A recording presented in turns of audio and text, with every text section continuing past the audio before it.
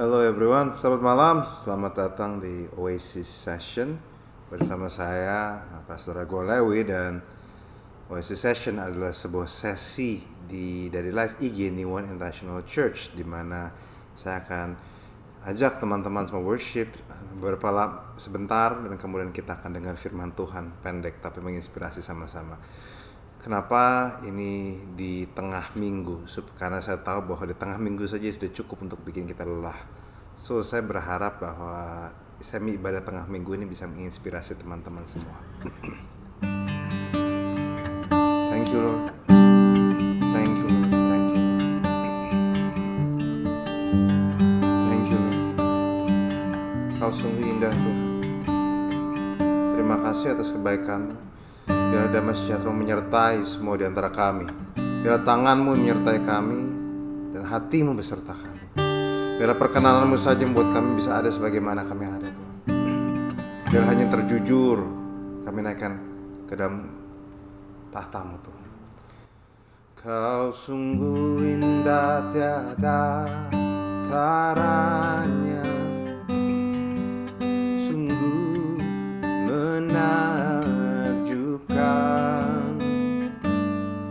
sungguh ajaib untuk dimengerti, lebih dari semua yang ada. Hikmat-Mu tiada terselami, kasih-Mu dalam tak terduga. Kau sungguh indah tiada taranya, mulia dan berkuasa. Ku kagum hormat akan Engkau, ku kagum hormat akan Engkau. Kau Allah yang layak dipuji, ku kagum akan Engkau. Ku kagum akan Engkau Tuhan. Oh, we surrender Lord, we honor you Lord. Kau sungguh indah tiada taranya. Come on church, katakan sungguh menakjubkan, sungguh ajaib untuk dimengerti, lebih dari semua yang ada. Hikmat-Mu tiada terselami, kasih-Mu dalam tak terduga.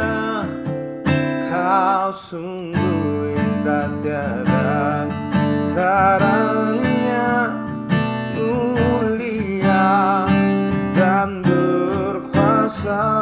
Come on, sing it out, katakan ku kagum hormat akan Engkau, ku kagum hormat akan Engkau.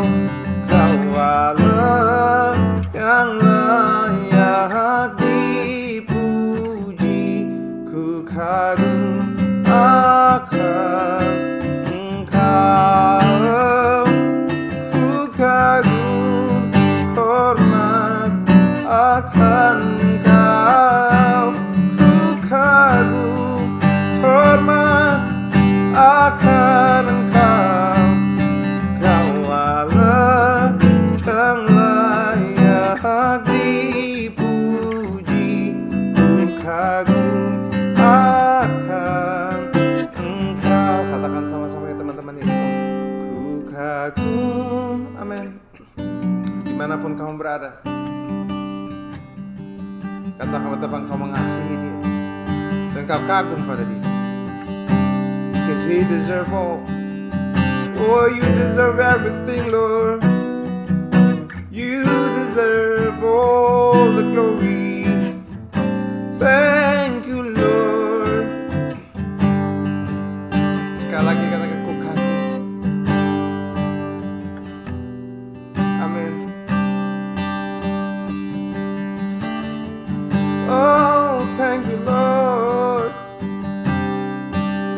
penyataan kami. Kau Allah yang layak dipuji, ku kagum akan Engkau. Oh, ku kagum hormat akan Engkau.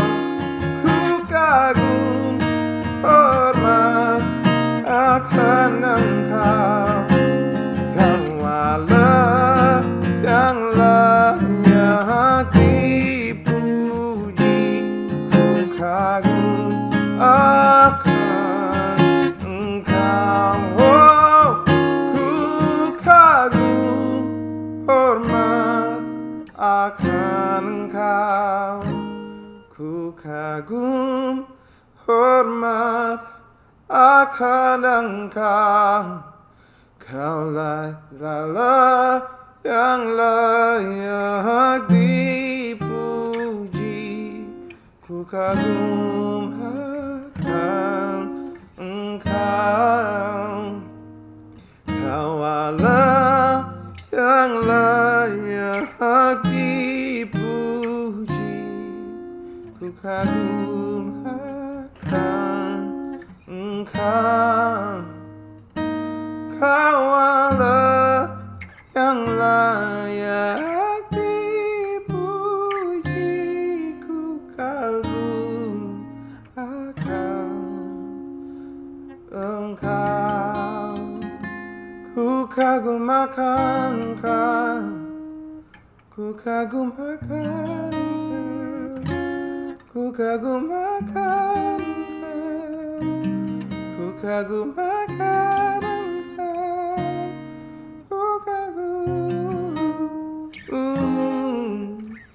ku kagum akan Engkau. Amin. Thank you Lord atas penyembahan kami. Kami bawa ucapan syukur kami, kekaguman kami padamu Tuhan. Terima kasih atas keberadaan kami. Terima kasih atas kebaikan. Thank you for loving us and never give up on us. Terima kasih atas cintamu. Terima kasih atas kasih sayang. Terima kasih Bapak. Kami ingin dengar firman-Mu sebentar. Kau pakai ini jadi sesuatu yang menginspirasi di hati dan pikiran kami. Dalam nama Yesus. Amin. Oke, shalom teman-teman. Dan sebelum teman-teman berpikir apapun, saya ucapkan halo bagi yang baru pertama kali datang ke Oasis Session. Just want to say hello. Semoga teman-teman kalian baik. Mungkin teman-teman akan notice bahwa saya tidak lively seperti biasanya dan tidak merespon seperti biasanya. Saya doakan teman-teman, tapi mungkin saya tidak langsung tiap baca live chat terus. Kenapa teman-teman? Karena sebenarnya ini adalah tapping teman-teman. Oke? Ini tapping karena saya sebenarnya sedang ada di Semarang, lagi persiapan untuk saya berbicara di Unlimited Fire Conference di Semarang. So, doakan saya, tapi at the same time saya juga tidak mau kehilangan waktu dan kehilangan momen untuk berbicara dengan teman-teman. Saya juga tidak mau mengorbankan rumah saya untuk pelayanan di luar. So, saya bersusah payah tapping. Semoga teman-teman menghargai, tolong dihargai. Dan semoga kau bisa mention teman-temanmu yang kamu rasa butuh untuk dengar hari ini. So, seperti yang teman-teman lihat di promo, bahwa judul khotbah saya hari ini bicara tentang ngeyel. Teman-teman ada yang tahu ngeyel itu adalah bahasa slang dan kayaknya bahasa Jawa kayaknya ya, yang berbicara bahwa seseorang keras kepala dan susah mendengar teman-teman.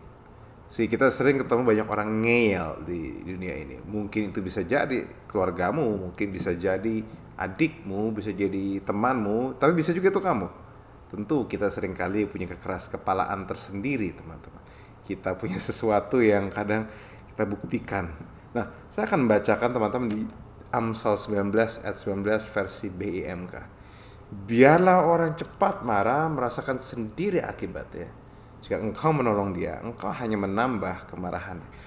Teman-teman, mungkin pada waktu baca ayat ini kita kita akan kaget.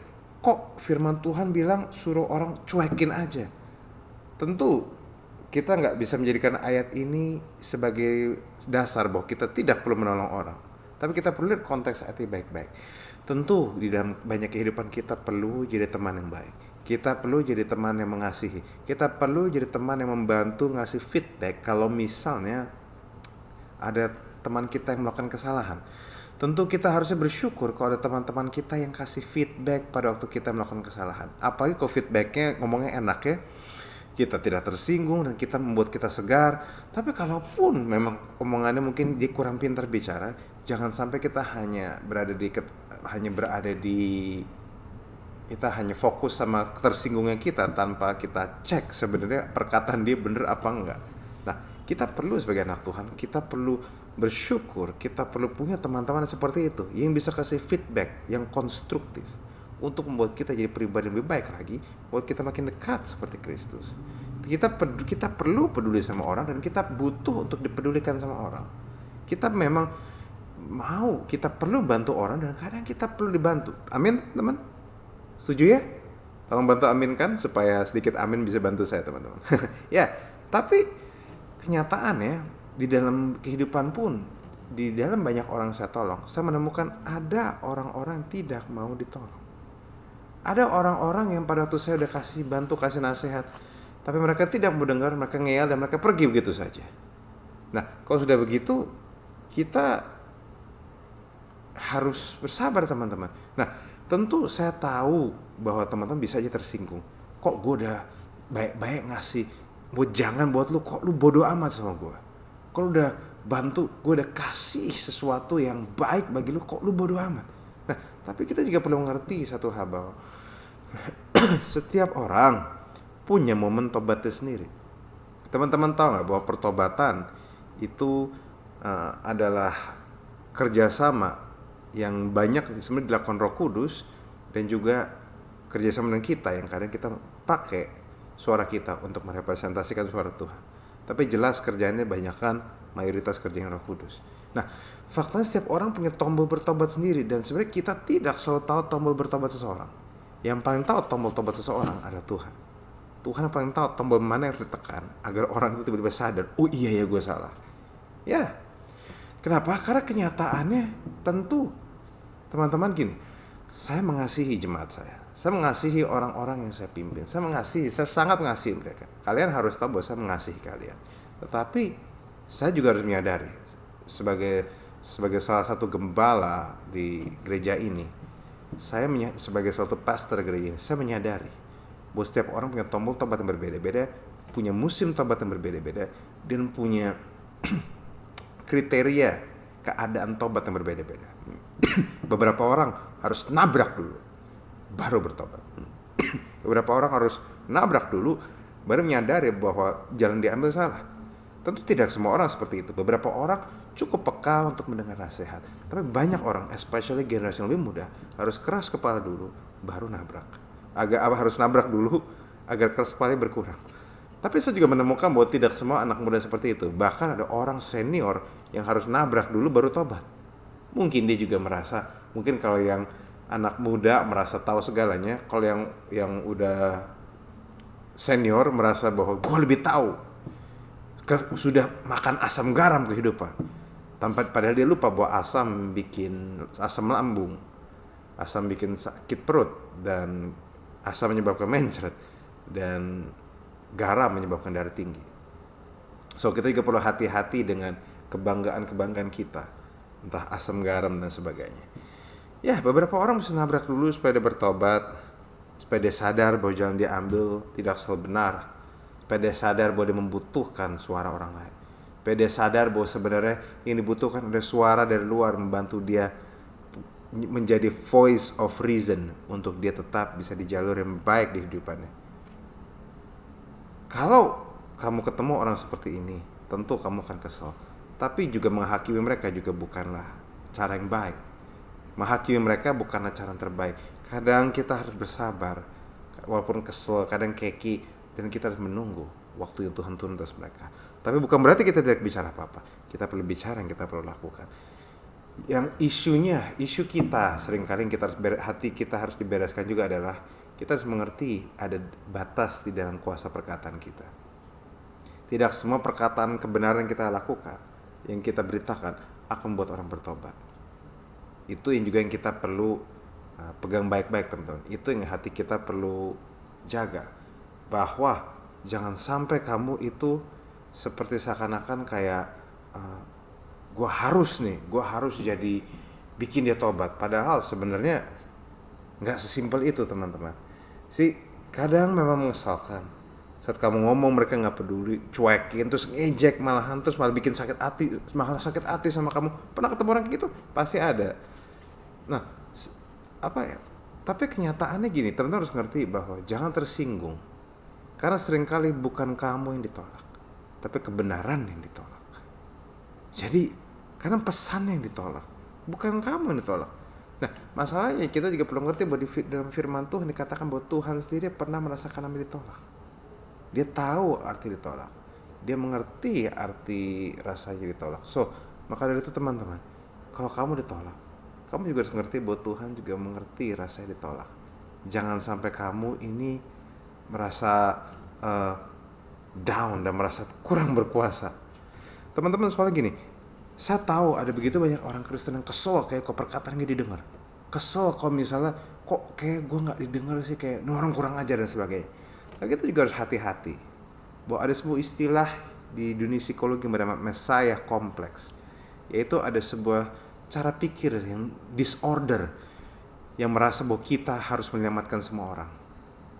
Ada sindrom Mesias, bahwa kita merasa kita harus jadi penyelamat bagi seseorang.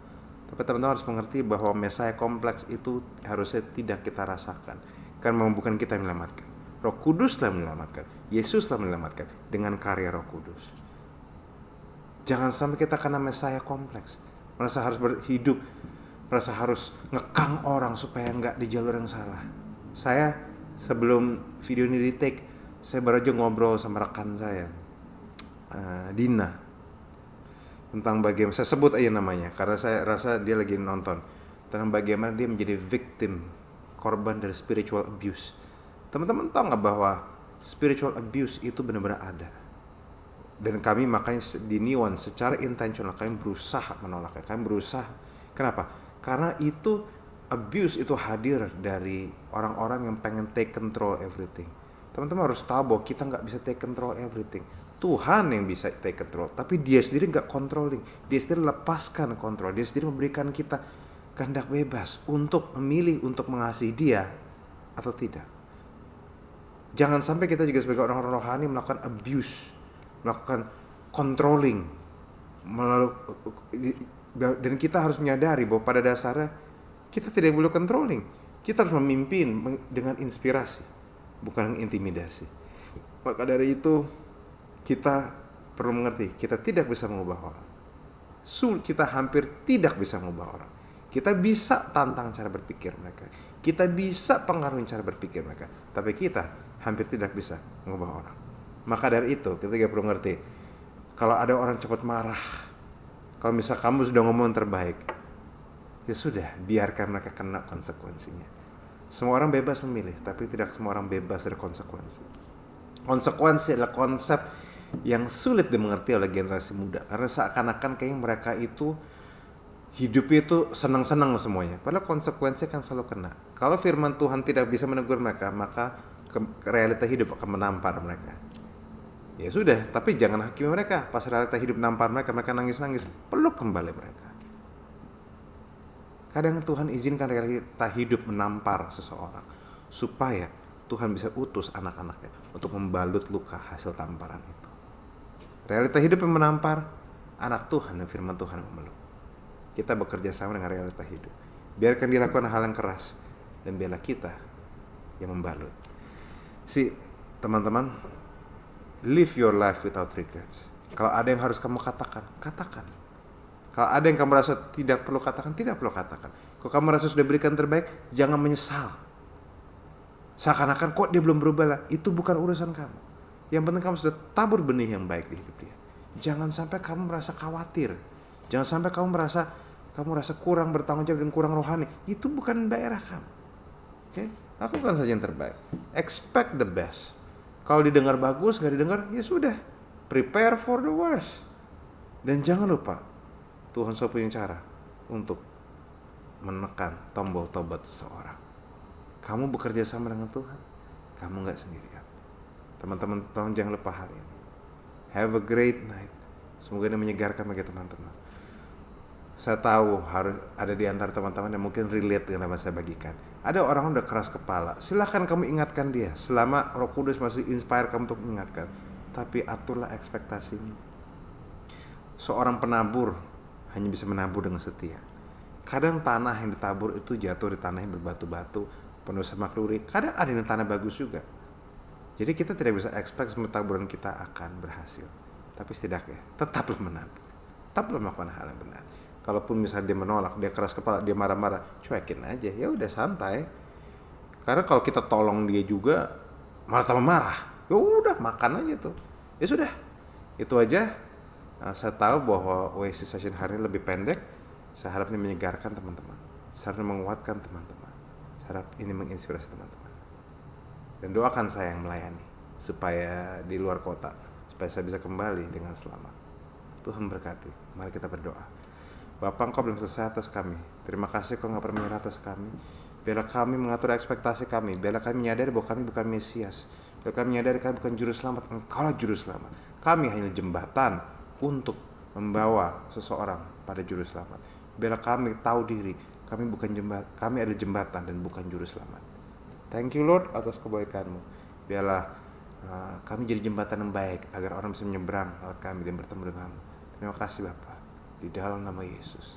Amin. Goodbye Oasis Session. God bless you. Sampai ketemu Rabu depan. See you.